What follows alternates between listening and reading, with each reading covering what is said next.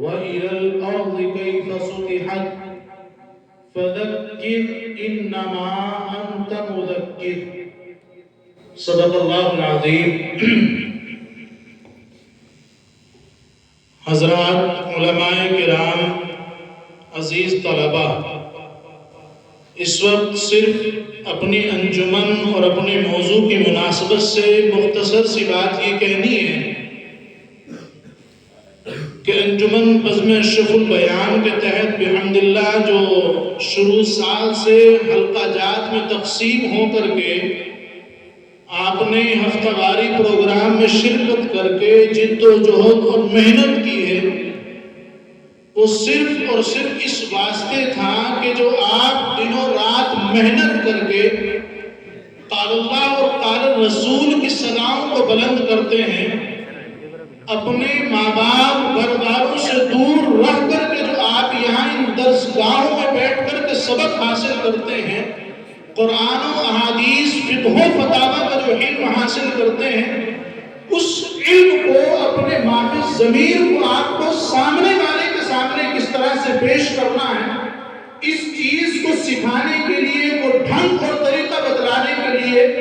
اس انجمن کا انعقاد اس ادارے کے اندر عمل میں آیا اور آپ کو اس نظام سے جوڑا گیا۔ حضرت محتم صاحب اور ذمہ داران نے اپنے تعلیمی وقت کو درکنار کیا، لیکن اس تعلیمی وقت میں آپ کو کچھ بنانے کے لیے جو آپ سیکھ رہے ہیں، اس سیکھی ہوئی چیز کو آپ دوسروں کے سامنے کس طرح سے پیش کریں گے، آپ اپنے پڑھے ہوئے مسائل کو دوسروں کے سامنے کس ڈھنگ سے بیان کریں گے، وہ ڈھنگ اور طریقہ آپ کو ان ہفتہ واری اجلاسات میں شرکت کر کے آ جائے، اس واسطے آپ کو اس نظام سے جوڑا گیا تھا۔ اور یہ نظام کوئی بدعت سیئہ نہیں ہے،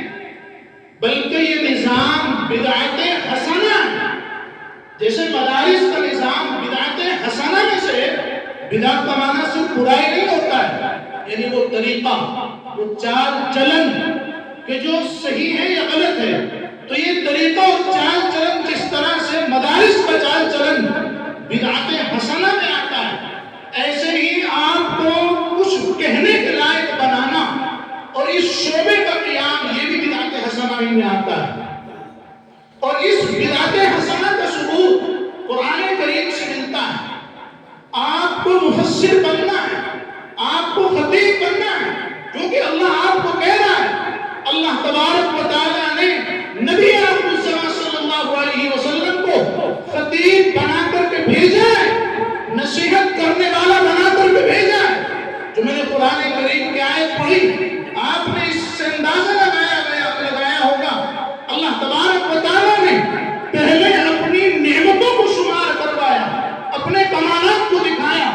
کہ آپ آسمانوں کی طرف دیکھیں، کیسے ہم نے ان کو تھام رکھا ہے بغیر ستونوں کے، آپ زمین کو دیکھیں، ہم نے اس کو کیسے پھیلا دیا ہے، آپ پہاڑوں کو دیکھیں، ہم نے کیسے ان کو وجود دیا ہے، اونٹ کو دیکھیں، ہم نے کیسے اس کو پیدا کر دیا ہے۔ آگے اللہ تبارک و تعالیٰ نے جو فرمایا، اللہ کے نبی کو اس نام سے پکارا ہے، فذکر، اے محمد ان باتوں کی آپ لوگوں کو نصیحت کیجیے، ہماری باتوں کو لوگوں کو سمجھائیے۔ کیوں؟ فَإِنَّمَا أَنْتَ مُذَكِّرٌ، اس واسطے کہ آپ کو نصیحت کرنے والا بنا کر کے بھیجا گیا ہے، آپ کو لوگوں کو باتیں بتانے والا بنا کر بھیجا گیا ہے، آپ کو خطیب بنا کر بھیجا گیا ہے۔ اس واسطے یہ نظام کوئی ہٹ کر کے نہیں ہے،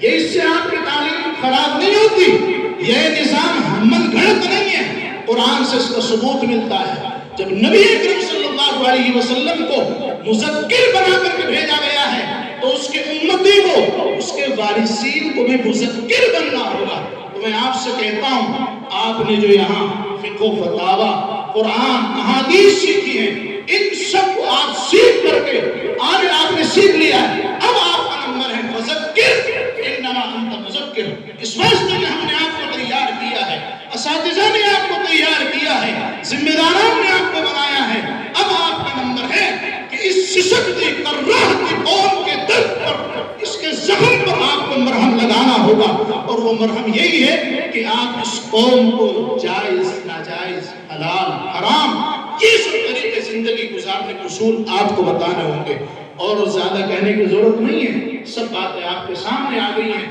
چونکہ